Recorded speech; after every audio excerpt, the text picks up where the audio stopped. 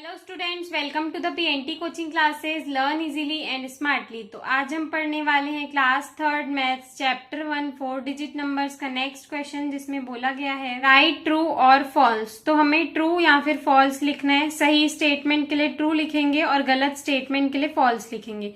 तो हमारे पास first question दिया हुआ है, द सक्सेसर ऑफ 9276 इज 9275।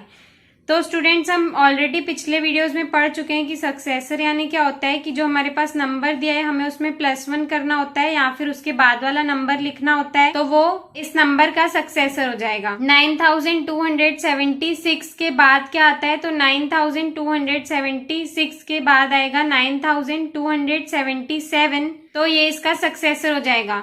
लेकिन इस स्टेटमेंट में क्या लिखा हुआ है कि इसका जो सक्सेसर है वो 9275 होगा, तो ये हमारा फॉल्स स्टेटमेंट हो जाएगा क्योंकि आंसर गलत है। रियली में आंसर होना चाहिए 9277, तो इसमें हम लिखेंगे फॉल्स। नेक्स्ट क्वेश्चन हमारे पास दिया है 1695 लाइज बिटवीन 1694 एंड 1696।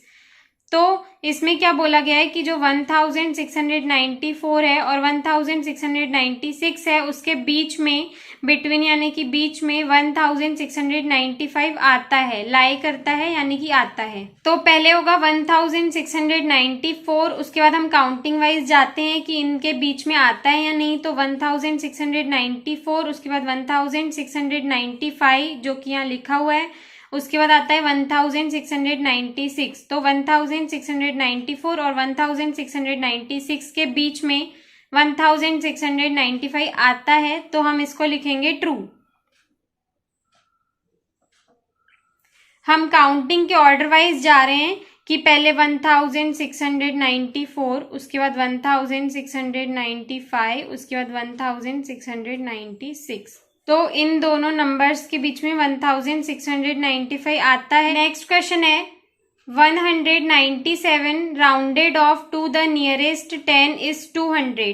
तो इस क्वेश्चन में क्या है कि 197 जो है, अगर हम उसको नियरेस्ट 10 में राउंड ऑफ करते हैं, मतलब कि 10 के पास में राउंड ऑफ करते हैं, तो उसका जो आंसर होगा वो 200 होगा।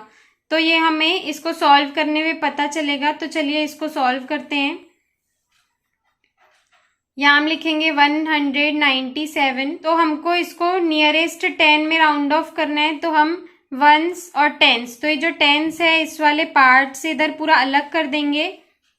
तो यहाँ पे 19 अलग हो गया और 7 अलग हो गया, तो हम यहाँ पे पहले 19 लिखेंगे, उसके बाद 19 में +1 करने पे 20 आता है, तो यहाँ 20 लिखेंगे।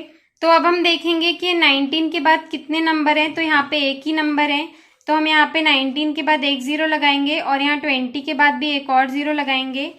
तो ये हो गया 190 और ये 200। तो अब हम 19 के साइड में देखेंगे कि जो नंबर है वो स्मॉल है या बिग है। तो जो 7 है वो बिग नंबर होता है, तो जो हमारा आंसर है वो भी इसमें से बिग वाला हो जाएगा। तो 197 को राउंड ऑफ करने पे हमारा आंसर 200 आया, और यही क्वेश्चन में बोला था कि 197 को अगर हम नियरेस्ट 10 में राउंड ऑफ करते हैं तो हमारा आंसर 200 आएगा, तो which is true. Next question हमारे पास दिया हुआ है 6971 इज एन इवन नंबर। तो इसमें क्या दिया हुआ है कि जो 6971 है उसको इवन नंबर बता रहे हैं।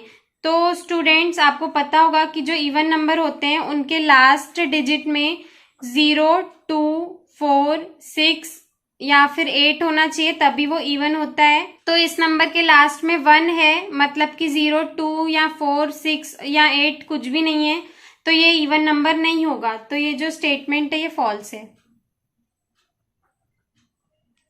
नेक्स्ट क्वेश्चन हमारे पास दिया हुआ है द प्रेडिसेसर ऑफ 2465 इज 2464। तो इस क्वेश्चन में क्या है कि जो 2465 है उसका प्रेडिसेसर 2464 होगा, ऐसा दिया हुआ है।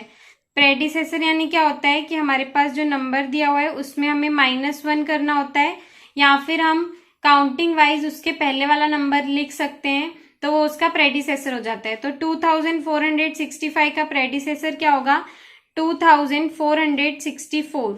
तो यहाँ पे भी वही बोला गया है कि 2464 इसका प्रेडिसेसर होगा, तो ये जो स्टेटमेंट है ये हमारा ट्रू हो जाएगा।